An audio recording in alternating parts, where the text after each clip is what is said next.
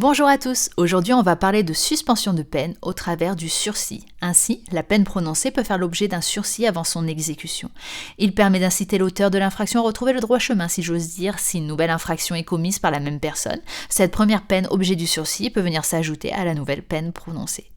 En premier lieu, on trouve le sursis simple. L'article 132-30 du Code pénal dispose que, en matière criminelle ou correctionnelle, le sursis simple ne peut être ordonné à l'égard d'une personne physique que lorsque le prévenu n'a pas été condamné, au cours des 5 années précédant les faits pour crime ou délit de droit commun, à une peine de réclusion ou d'emprisonnement.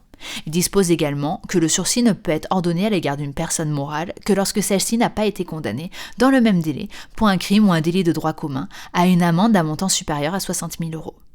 Un autre type de sursis existe, il s'agit du sursis probatoire qui fait l'objet des articles 132-40 et suivants du Code pénal.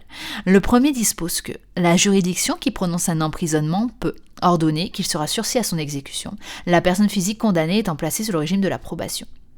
L'auteur de l'infraction est astreint à l'exécution de certaines obligations, mentionnées à l'article 132-44 du Code pénal, qui sont notamment de répondre aux convocations du juge, de prévenir le service pénitentiaire d'insertion et de probation de ses changements d'emploi ou de résidence, et d'informer préalablement le juge de tout déplacement à l'étranger.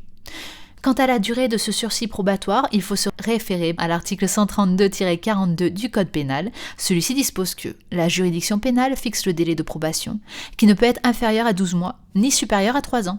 Lorsque la personne est en état de récidive légale, ce délai peut être porté à 5 ans. Ce délai peut être porté à 7 ans lorsque la personne se trouve à nouveau en état de récidive légale.